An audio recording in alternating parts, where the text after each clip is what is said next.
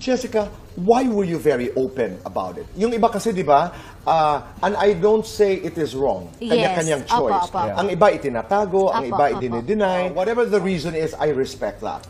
But you were very open. Bakit? Ako, Tito Boy, inopen ko siya kasi mahalata na nagpaayos ako. So, para hindi na i-question yung mga tao na, inopen ko na ganito, gusto ko. Ito yung gusto ko talang gawin before pa kasi I was bullied before growing up.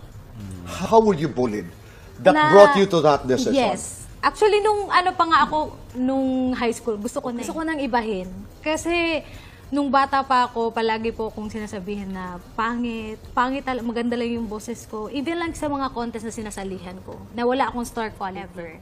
Like, hindi ako magiging, mga ganun po. Growing up, yun talaga yung naano sa mind ko. But after nung The Clash, nabigyan ako ng opportunity na ito yung gusto ko na tong gawin. So, I did it.